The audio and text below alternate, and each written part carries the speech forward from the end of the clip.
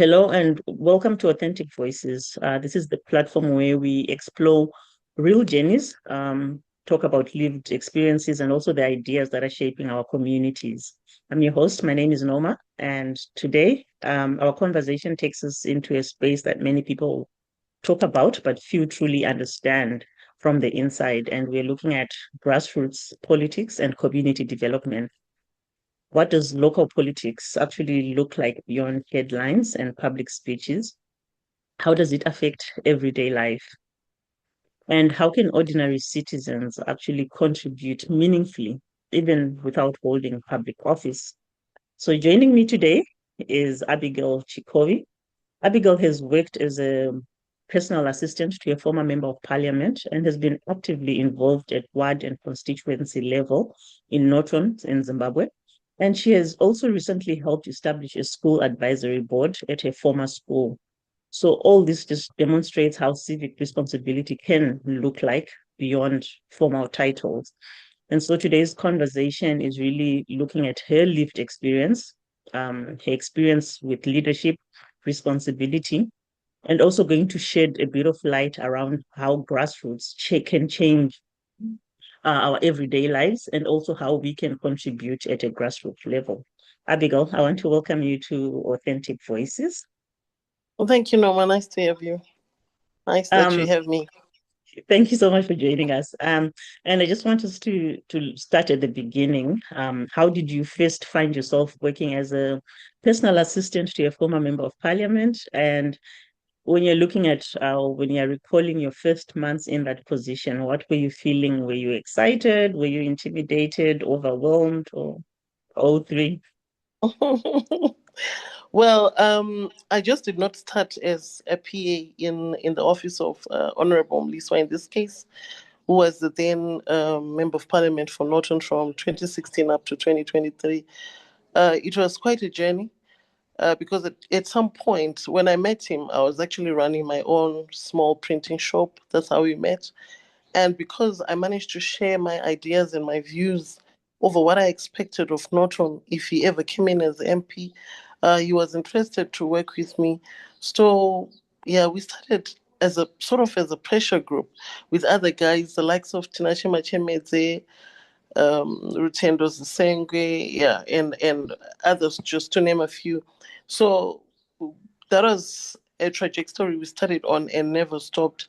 And in then engaging with him more and more, he found out what my true experience was and what I was able to do. And we kept on working like that for a while. I even had to leave my printing shop and I had to join a law firm, which I served for 5 years as PA to the managing partner. And still, this actually intrigued Honorable Mlisomo to want to work with me on a permanent basis. So then that's when he invited me to come and join him in the constituency office. So I started as chief administrator in the constituency office, which was quite a huge post, and I served there until a time I had to serve as PA. So yeah, that came with its own feelings, mixed feelings rather. Excitement, yes. Intimidating, yes, to a certain point. But then because I knew this field quite well, I didn't stay in that stage for too long. And then afterwards, it was more gruesome rather, because it was quite hard work. But yeah, we got there. And when you're talking of the gruesome moments, were there moments where you really thought, okay, this is not what I expected, and I don't know if I'm ready for this? Did I Right. expect going on? Yeah, true.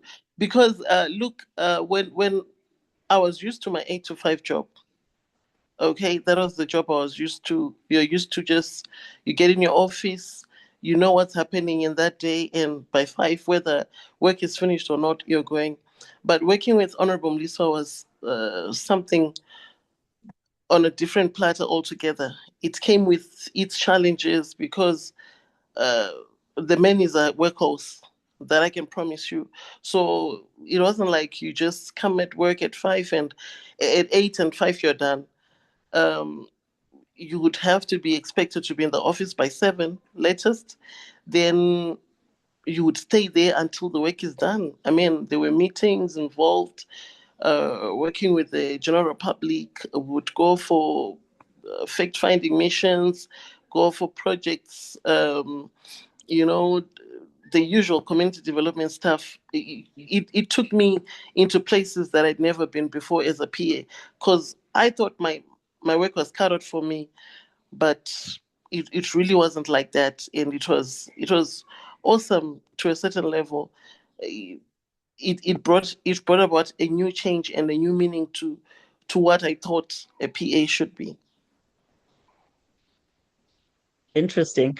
And I like, well, the trajectory. Like you start in one position, but um, you come with so many skills, so much capability, and you start moving in all these extra or different circles.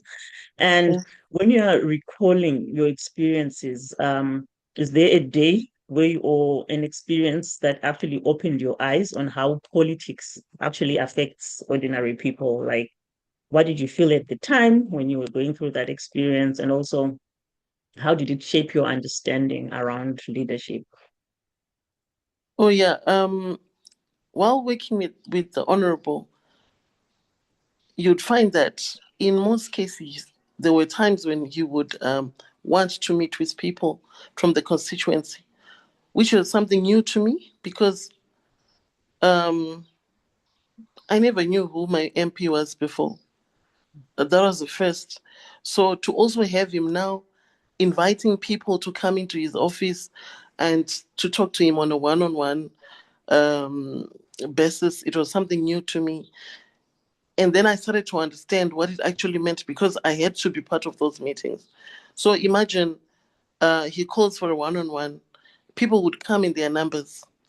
So that meant we would spend so much time there. But it opened my eyes to see just how much people need uh, politics in their day to day, because you're looking at somebody who's coming to the MP because their deal is failing to get through, probably just because of one hitch. Somebody is just in need of a simple birth certificate, a passport, this, but it needs expedition. It needs the member of parliament to probably write a letter, to make a phone call, and stuff like that. So that opened my eyes to a number of things. And it also made me understand that people are going through a lot in their everyday lives. And there are things that can actually go wrong just because somebody is not coming to assist. But he's coming in to assist, and he's being there through it all, talking to the constituents on a one-on-one basis, and trying to understand their needs and what they needed as a constituency. It really meant something to me, and being part of that for me meant a great deal, because sometimes when you see people in the streets every day, and there are people you've grown up with, some of them are people whom you know, but then when you get to understand what they're going through behind the scenes, it's quite a lot, and it's exciting at the same time to be able to assist. Oh, yes, oh, yes. I think, and I think that's the key role of the MP's office. And Yeah. like you said, some don't have these offices, or at least don't have this time, or open up this time for communication and contact with their constituents, which explains why a lot of us don't even know or didn't know who our representatives are, and would sometimes just vote, but you don't even know what that person is also capable of doing. So I think That's that's an interesting perspective, and it's definitely an eye opener. I think for me, as I'm listening and I'm getting a better understanding of his approach as well as a member of parliament, and how he was open to his constituency. But you've also had a unique vantage point where you were seeing politics not just as policy, but as something that actually touches everyday life. And can you share a specific community issue where you were either directly involved in addressing, or you saw what was happening and how it was addressed, and who was affected? What role did you play in that process? um, what keeps coming to my mind in my role as PA. is one incident where a woman from Ward 7, Ward 7 is a very common ward in my area, and it's a very popular ward because that's where everything happens.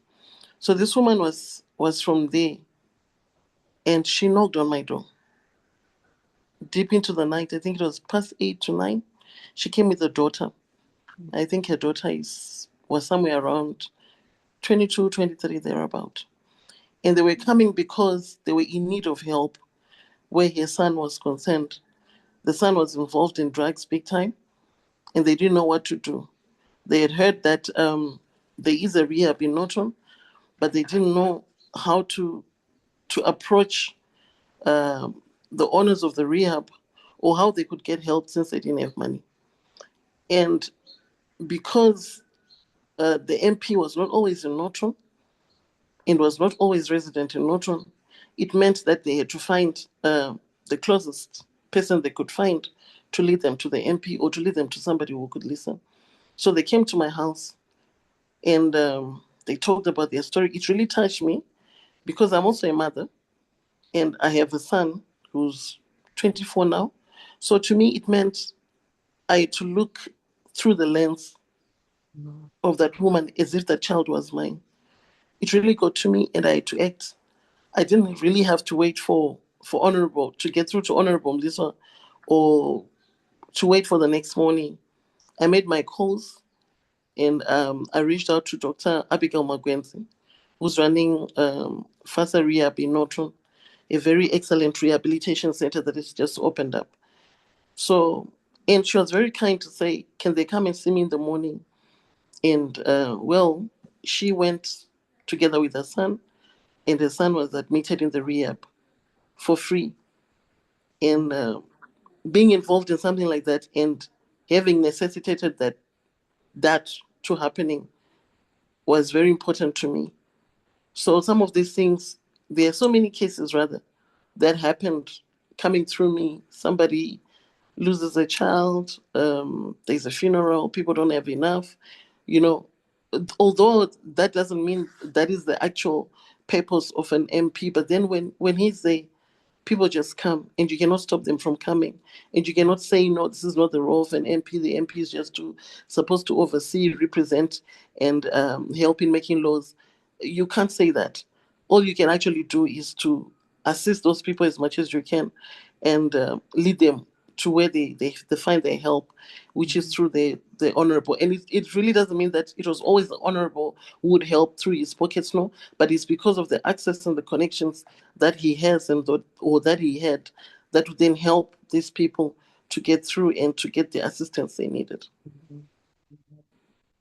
And when you're looking at all these experiences, what do they teach you in terms of looking at the role of governance and also how politics actually touches people's everyday lives, like everyday life? Well, this taught me that in any way, whether we like to or not, or whether we like it or not, politics does shape who we are and how we live on a daily basis because these things happen daily in our lives. There's going to be death, there's going to be a situation where somebody falls ill, there's going to be a situation where one's child is involved in drugs and stuff. So to say politics does not affect all this is a lie because then you would need the politicians to come through. You need their access points. You need even the laws they formulate when they're in parliament. The things they do on a daily basis does affect the ordinary citizen at the end of the day. So you learn that you need these people as much as some people call them names and they are not so likable. But at the end of the day, I think they do the greater good when they can use the powers and the connections that they have to reach out and to do good. They can, and it can actually help. So sometimes I don't know whether it's ignorance or whether politicians just choose to look the other side and give a blind eye to situations, but they can actually help in the day to day. They can actually help the ordinary person, the ordinary citizen, get to the next stage of their life. Interesting. And another question that I think you sort of touched on, but maybe you could explain a little more on, is the misconception about what level or constituency level politics. Could you just shed a little more light to just help listeners to get a better understanding of who do you go to with what issues? Okay. Well, there is a misconception that when somebody is, let's say, a councillor or an MP, people have this misconception of staying in the election era. For the 5 years that this person is supposed to serve, you see, people stay there, they get stuck there. They are worried that this councillor is from X party or this member of parliament is from Y party. And as a result, they don't get things done. They don't do what they're supposed to do. These people are supposed to serve the community, but they're actually left to roam and do whatever they want because people do not demand answers from them. They do not demand the development that we so need because they are busy concentrating on the politics of which party they belong to, which is something that is very discouraging and very disappointing to note that at this point in our lives, we're still stuck there. We're still stuck on chanting our slogans and everything. When in actual fact, we can actually be doing more. We can actually be demanding answers from the councillor who's in my ward. The councillor in my ward should help me understand why my refuse was not collected. He should help me understand why I did not receive water when I was supposed to receive water. He should help me understand why there is litter there when it should be collected and be put elsewhere. You understand? But when we do not demand answers from these people, they'll just go and have their coffee, in their meetings and relax because nobody is taking these issues seriously. But when we start to demand for answers, they work. And they do work. When you put them to good use, they work, these politicians. But it's all about the misconception that these people, the greater public has over what they can do. I like the encouragement that you're giving around the citizens having an obligation or a duty, a responsibility to push their elected officials, whether at what level, at constituency level, and participation is very important for citizens. And I agree with the light that you're just shedding around that. But when not everything goes well, when you're also recalling, was there ever a moment where a community issue didn't go the way you hoped, and what did that teach you also about the realities around governance? Yeah, quite recently, actually, I have two notable points where things just didn't go the way I thought they would. Right now, I also sit as the chairperson for the Ward Development Committee in my ward, which is Ward 9. And in Ward 9, we actually have a challenge where water is concerned. So because we had to find a situation to end this, we sat down and we decided, no, why don't we come up with community boreholes? Okay. And we came up with a water committee for that. We didn't want to be overwhelmed with what happens there. So we chose a committee that would lead to do this. But you see, people are still reluctant. People are not as forthcoming as they should be to matters that actually affect them. Because the thing is, the water is not there.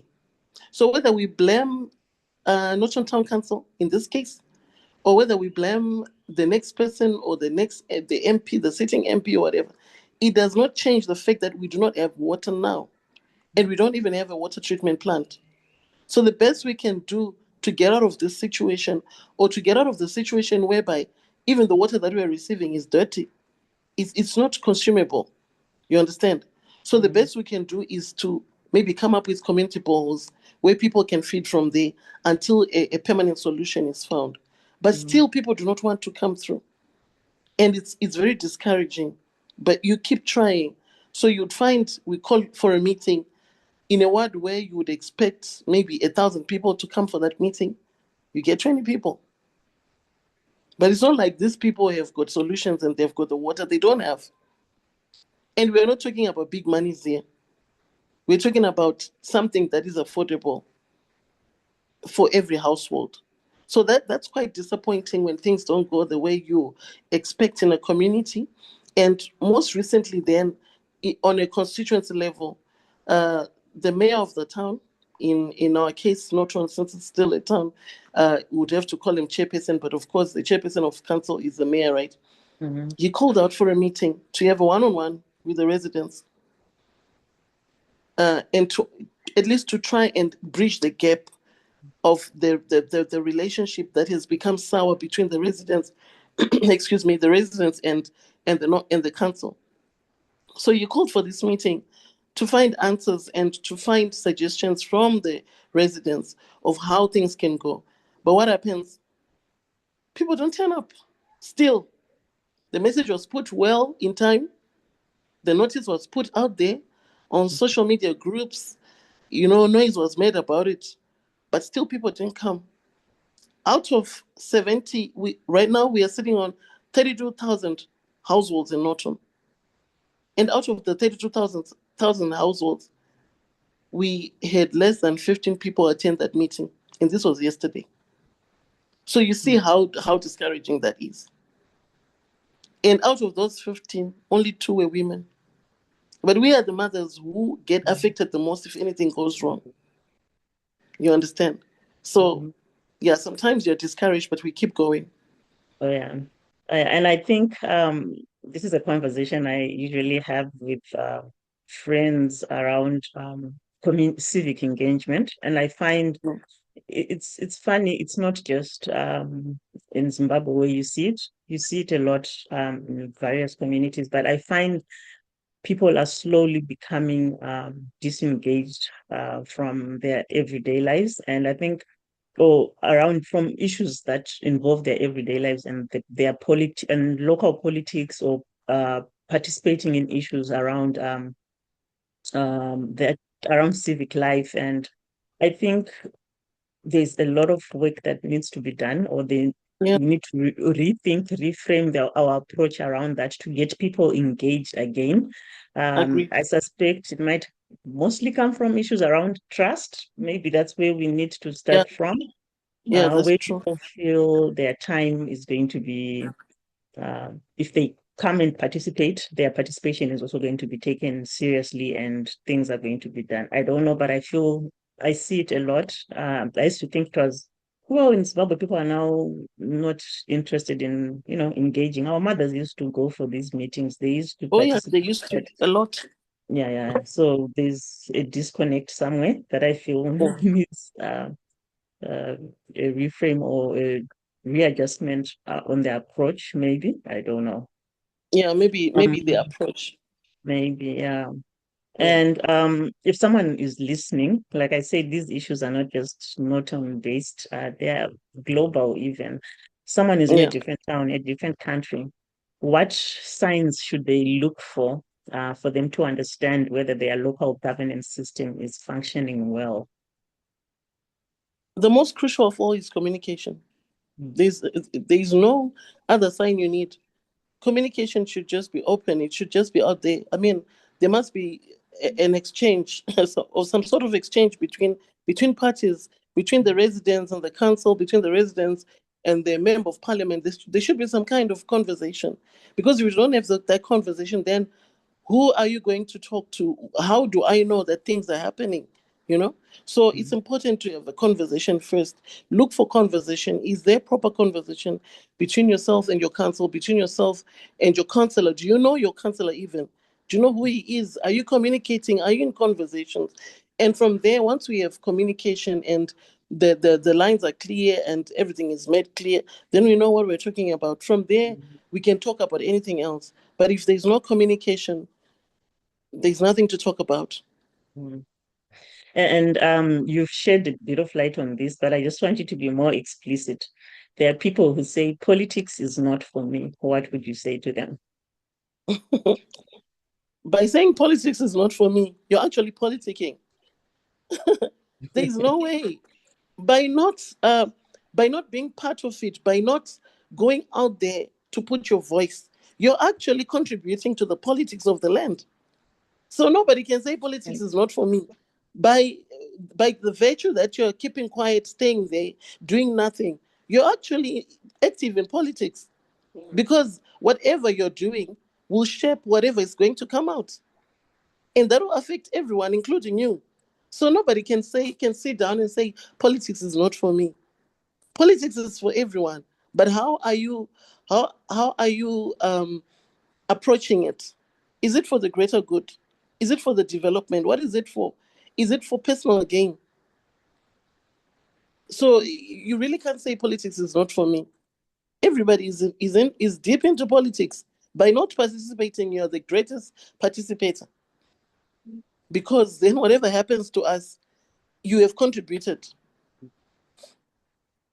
Wow, that's Yeah. that's very enlightening, and I think that there's no better way of putting it across. Um, Non-participation is participation, It's because either way participation. you're influencing and affecting the Oh yeah, outcome. Yeah, totally. interesting. And I'd love us to shift a bit to some of the work that you're doing in education, because I also believe schools are often where the long-term community impact actually begins.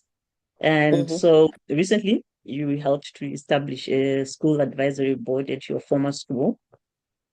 What personally motivated you to take that step? Was there a specific gap that you noticed or experience that pushed you to act in that direction?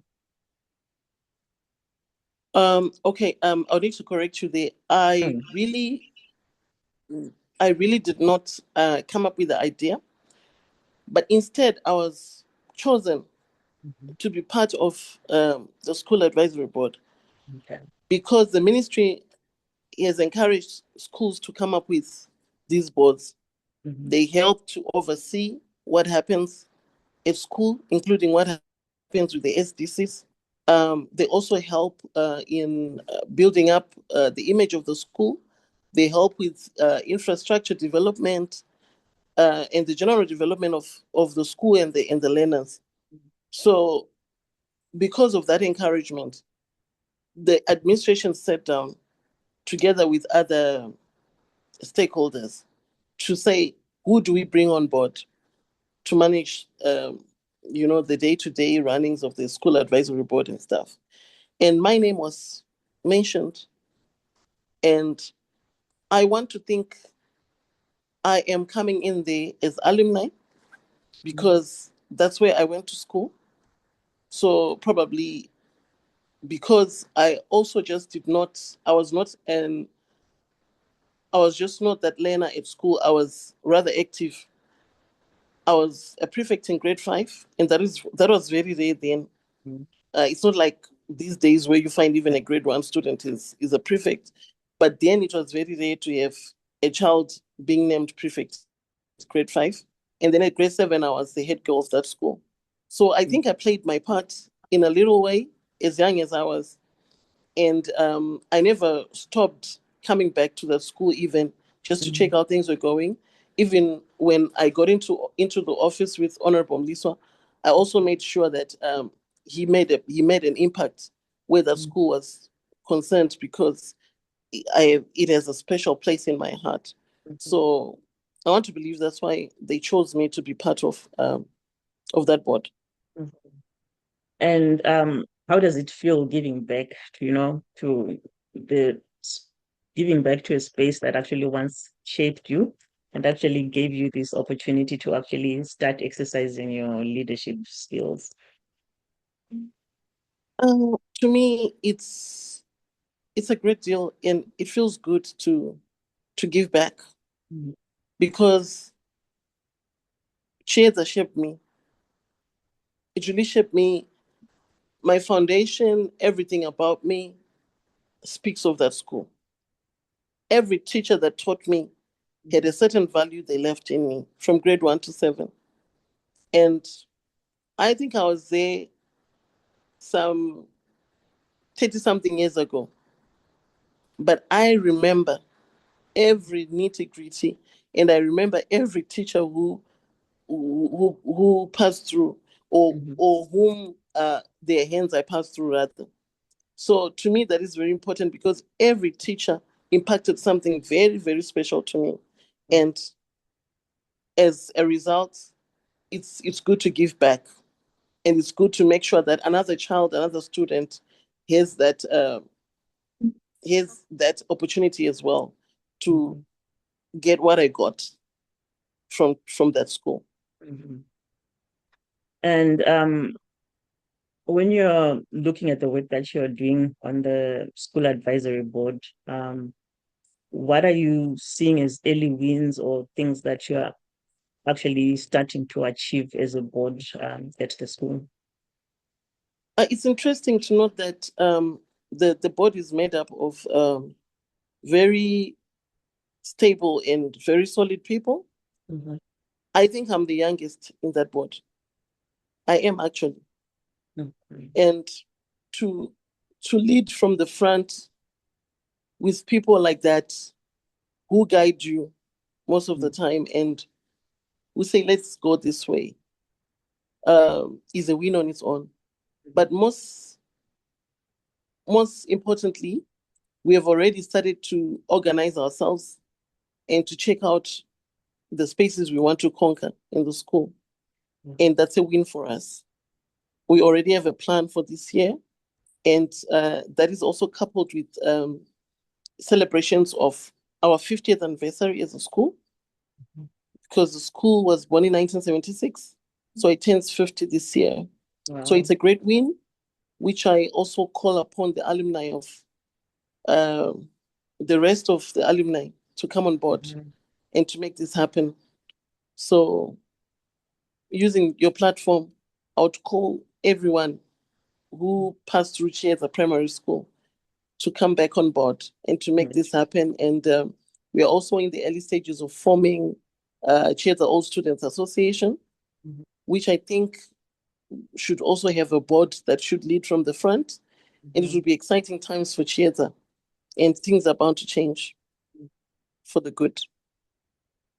And when you're looking ahead, just trying to see where you're going to land as a board, if you succeed long term, how do you see what differences or what changes are you going to make for the next generation of students?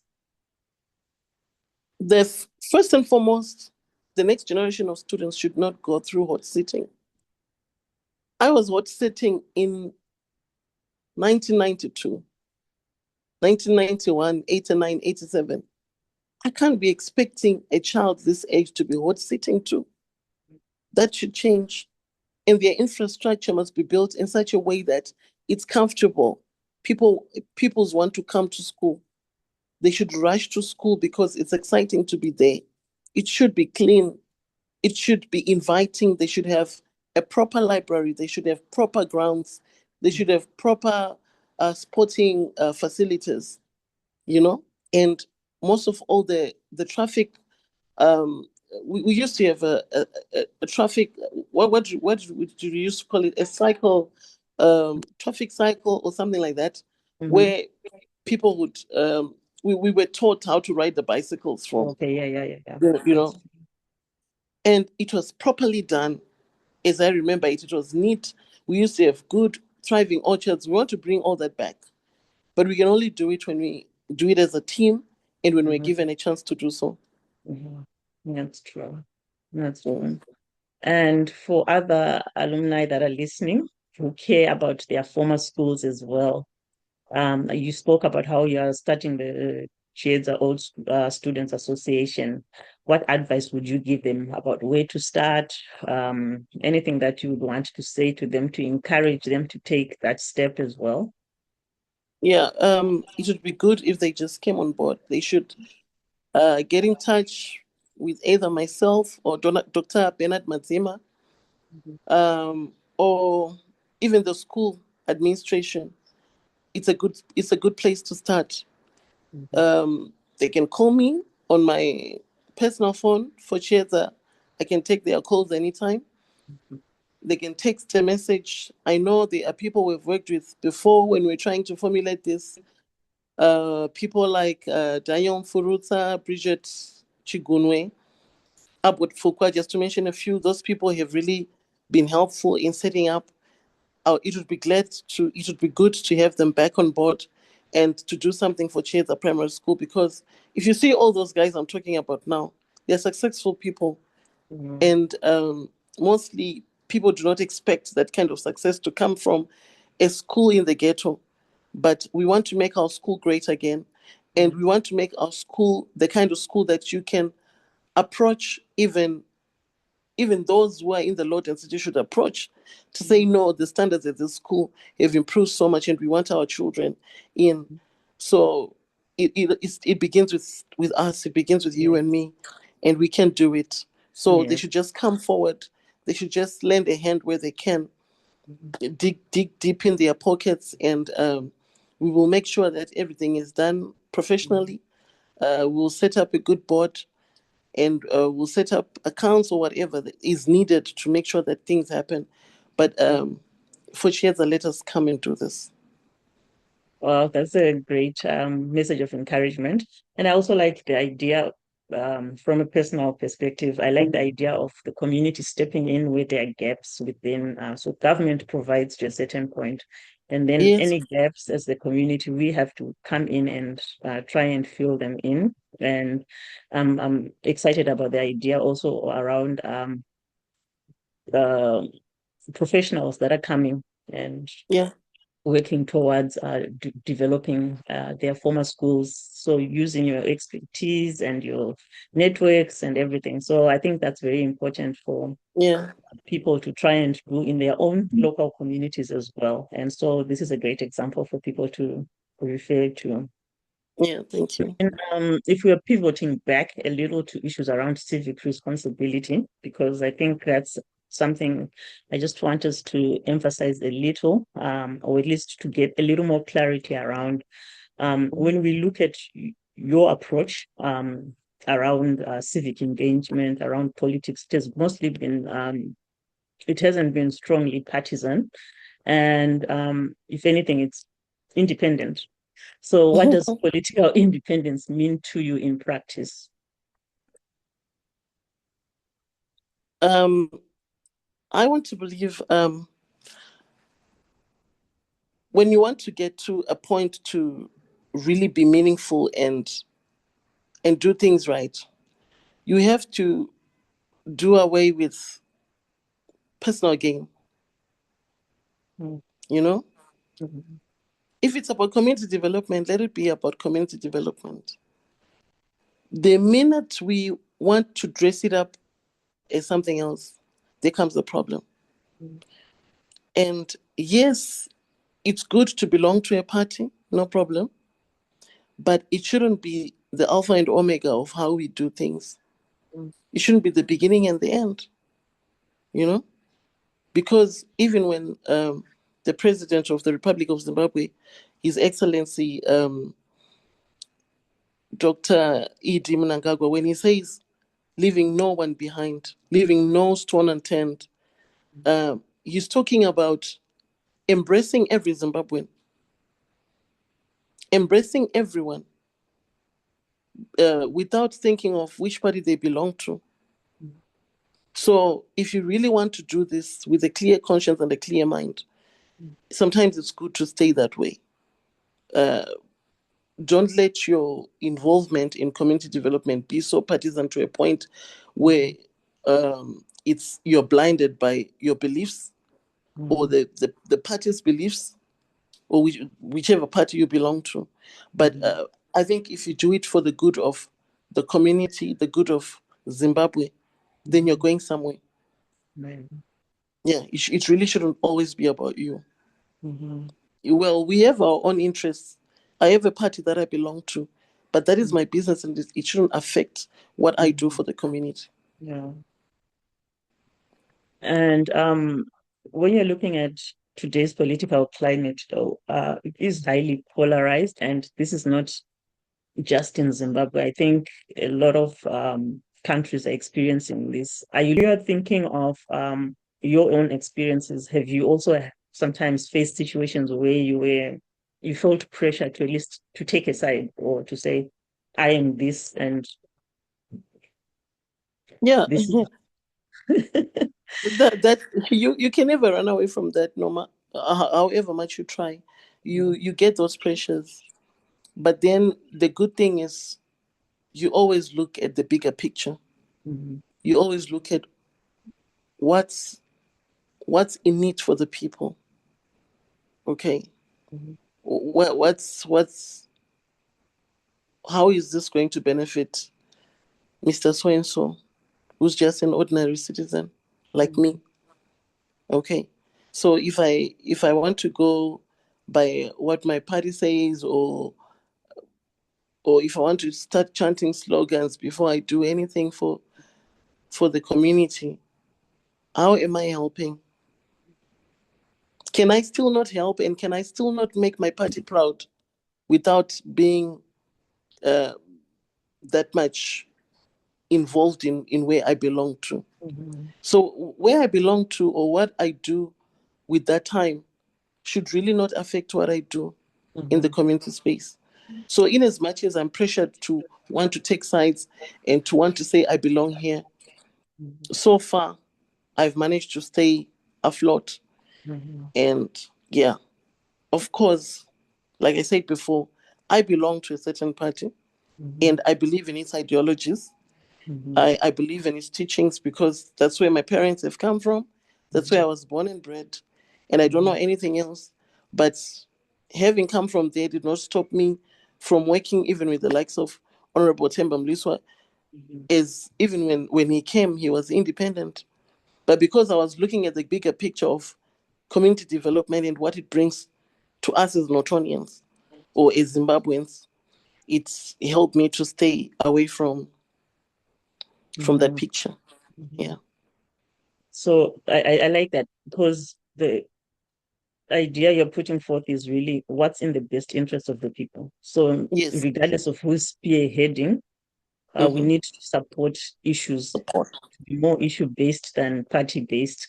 Yes. I like Yes. that. Exactly. Yeah. Because as And long as it's mhm, for the greater good, support it. mhm, mhm, Mm-hmm. that's true. And when you're looking at responsible community leadership, what does it look like for you? And when you're imagining the future of Norton, what kind of leadership do you hope to see? I hope to see leaders that are more focused on the people, Yeah. you know, leaders that are not greedy, Mm. leaders who do not get into the space for their own personal gain. Remember when we were growing up, Noma, you'd find the councillors that came on board were established people. Yes. In my area, there were councillors like Councillor Mazima, Councillor Shoniwa. Those people were established in their own right. There were people who had very good jobs. They had their own houses. They were not looking to start off in life like what we see now. You see a councillor who gets in the space to get a stand. What is that? Or who gets in um, to just get some kind of allowance Mm. because he can't feed his own kids. So that approach is totally wrong because that person will not have the best interests of the people at heart. But Mm. then when you get into these spaces with a clear mind and a mind to shape what happens to the people, a mind to shape um, the development of your town, or to see some meaningful change, there's nothing as disappointing as knowing that from the time I grew up, from the time that we moved to the area that I grew up in, we were playing raga in those dusty streets. Mm. And up to this stage, they are still dusty. Nobody has really come up with this uh, this mind to say, no matter how well that mind can be, to say no, but we can do this. I can approach so and so. I can approach this company. I can approach so that we have tarred roads, or at Mhm. least gravel roads in our neighborhood, so that these Mhm. kids when they play well. But these roads are just as how I knew them when I was young, when we were playing ragara. And that's not right.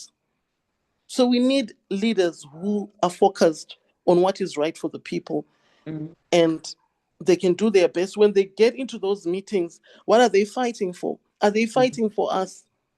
Are they pushing our own agendas or their own agendas? What are they pushing for? Because you find somebody gets in, when they get in, they've got nothing. And by the time they come out 5 years later, they've got this shop there, they have this corner there, they have that corner there.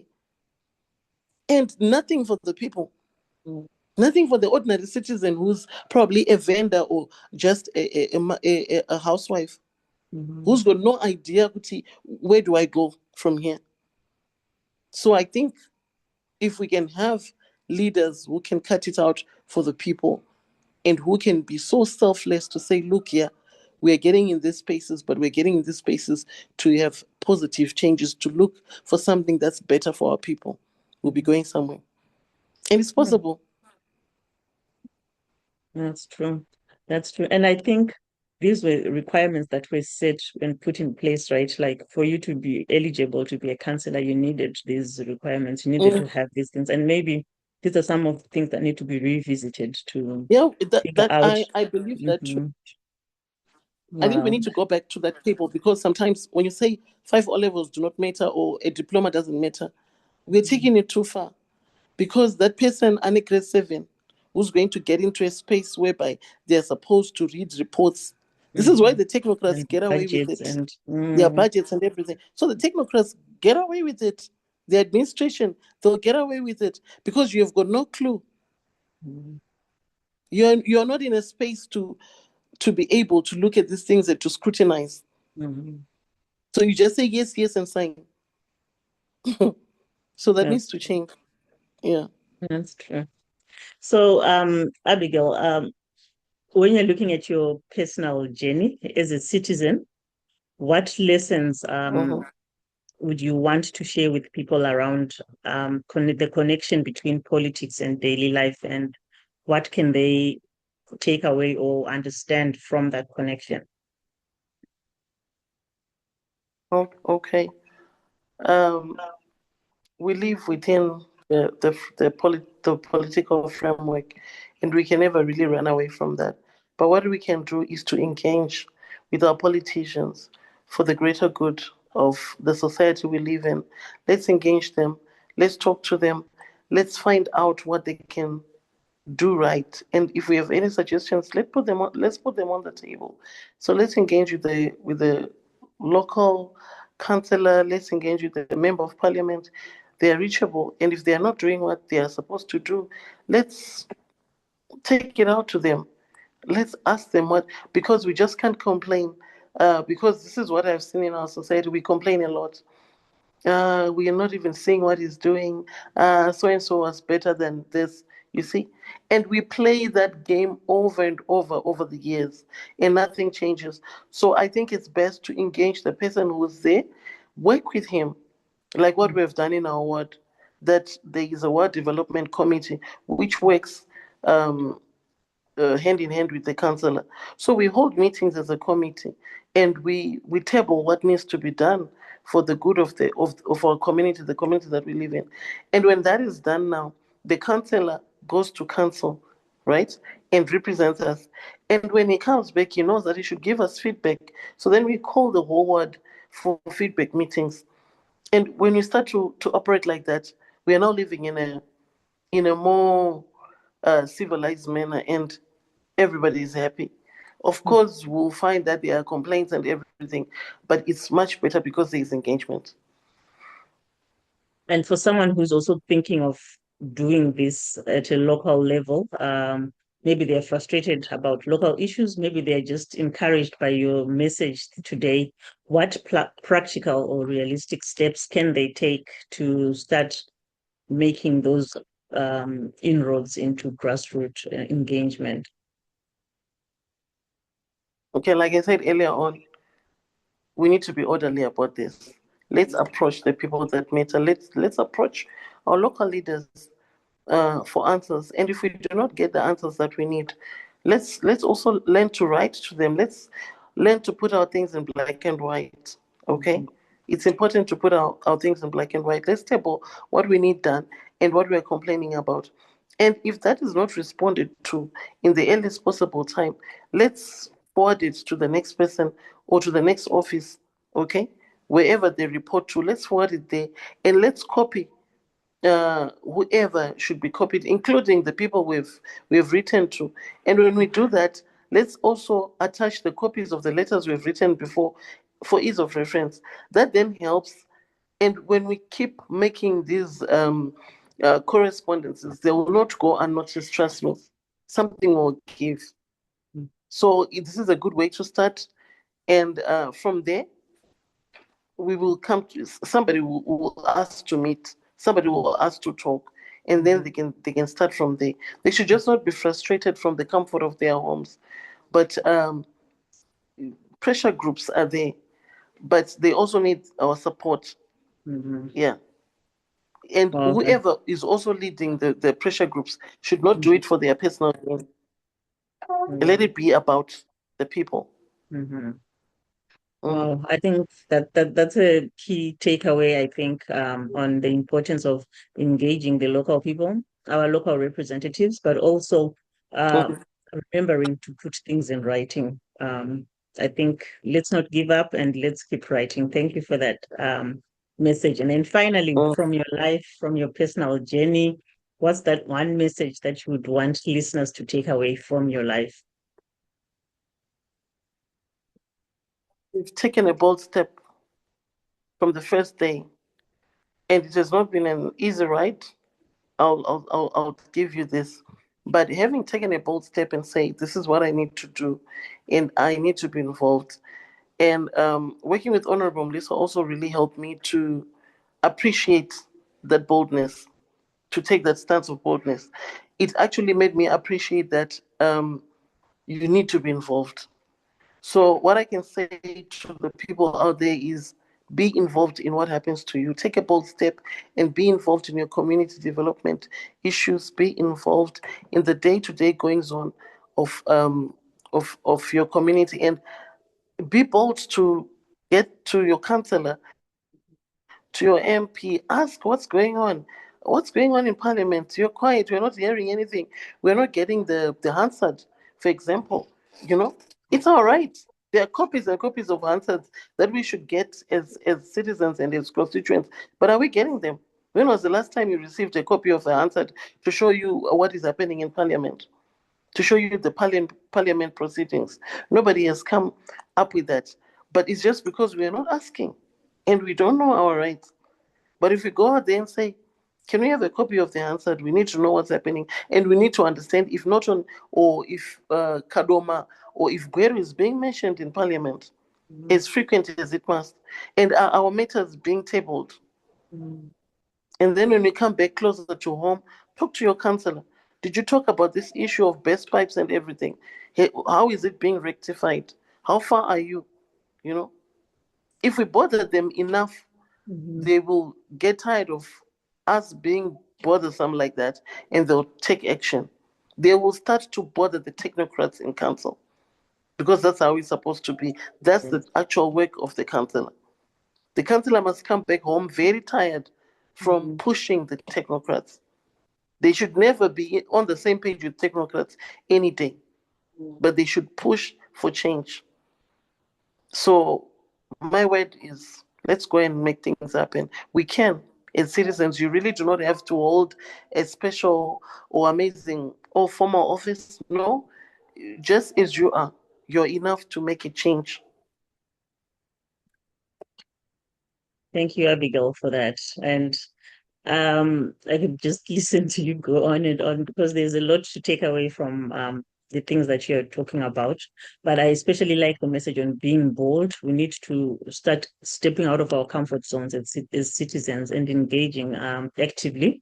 And I also like the issue on being aware of what are some of the deliverables that our representatives are supposed to be bringing us. And the other key thing is Mhm. they should be giving us feedback on the discussions that are happening within their portfolios, especially around issues to do with our communities and our issues. So I think that was an insightful discussion that we've just had, and you've shared a lot, and we've taken away a lot from your life and your experiences. And I just want to thank you for joining us on Authentic Voices. Thank you for having me, Norma. Thank you so much. And also, I just appreciate that the conversation also helped us to, at least it helped us to reframe issues around politics, where you went in and explained a little more on how it affects our daily lives. You spoke also about the importance of us as citizens participating actively and also contributing in our own ways in our small environments that we find ourselves in, whether you're at work, in your church, in your local neighborhood. There are small things that we can all contribute as citizens. And also, thank you for just reminding us that civic life is not just about voting, it's also participation and responsibility. We have a responsibility for our communities, and also we have a responsibility to take care of our communities. So I want to thank you very much for joining us on Authentic Voices. Well, thank you, Norma. Thank you so much. Thank you. And to our listeners, I hope this conversation has shifted your perspective around issues to do with grassroots engagement, issues to do with community development and what we need to do as citizens in our own communities. And so until next time, please keep showing up for your communities. Bye.